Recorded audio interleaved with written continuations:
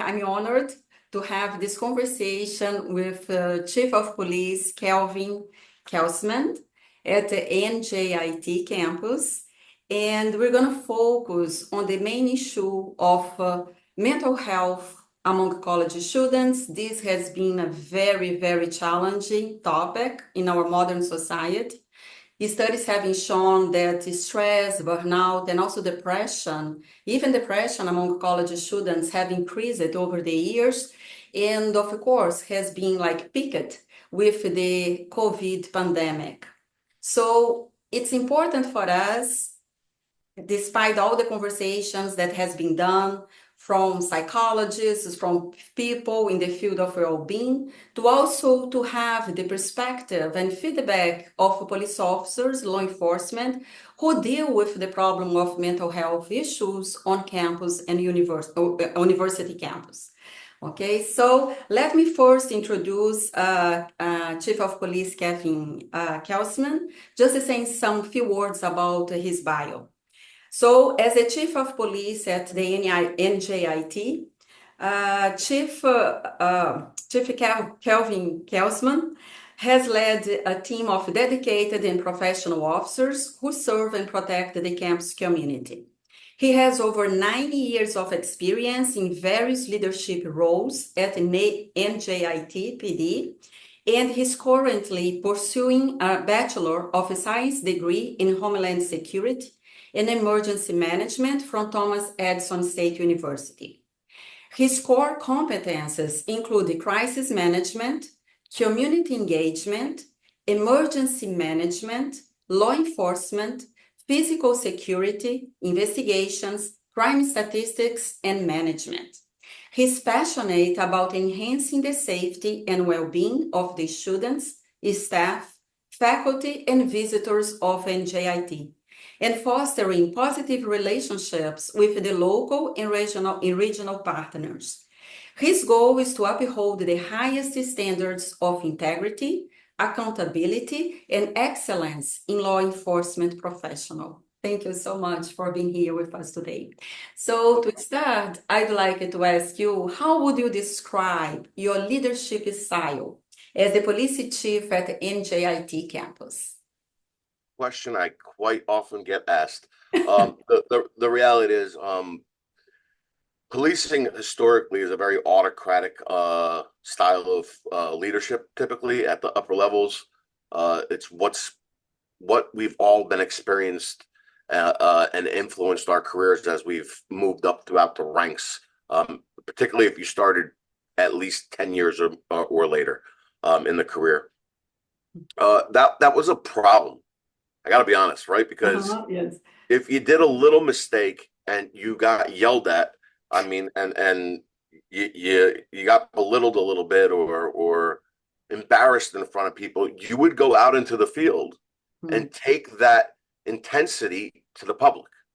And that's something that I think really put a negative light on policing, especially in the 80s, 90s, and early 2000s. But what I think as we developed and we've understood how that psychological impact played on law enforcement officers, we as leaders of law enforcement agencies had to make a conscious decision to change that.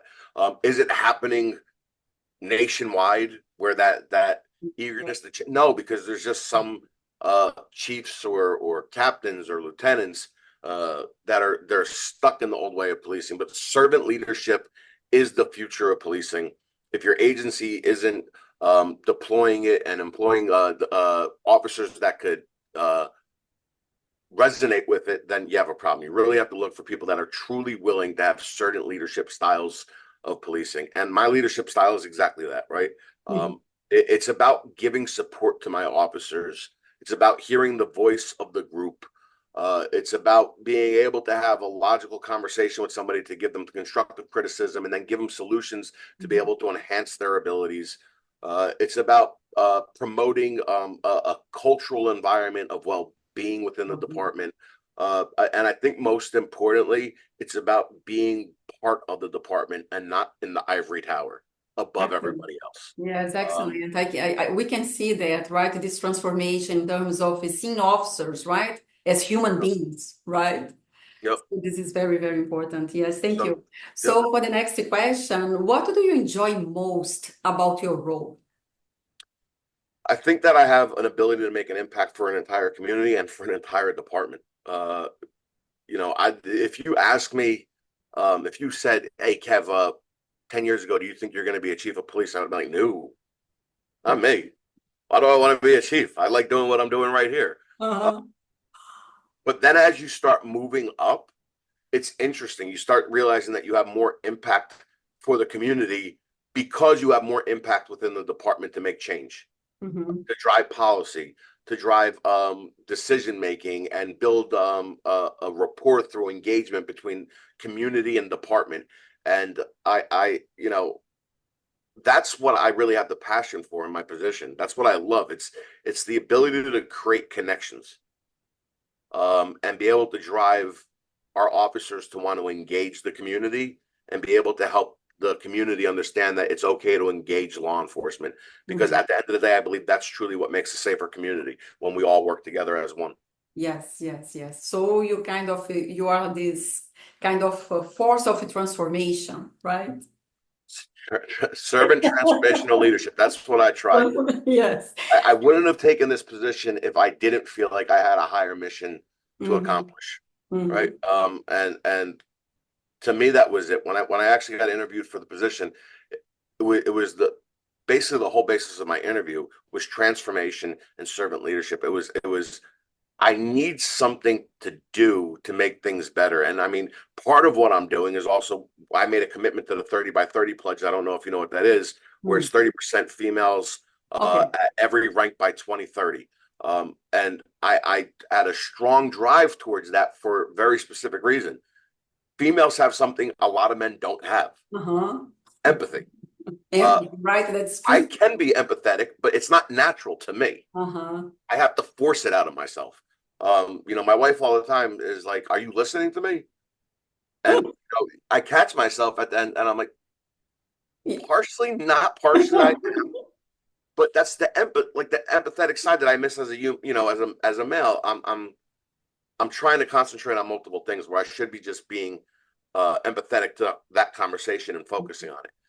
But females bring that to the table in the department, and it's actually spreading like wildfire through the department. It's great seeing everybody connect together, Uh-huh. and really care what's going on in everybody's life. So that's another piece of transformation we're Uh-huh. working on here. This is good to hear, right? It's very good to hear. And one thing, talking about the empathy and talk about this problem of mental health issues, right? You need to be empathetic and 100%. deal with this problem. And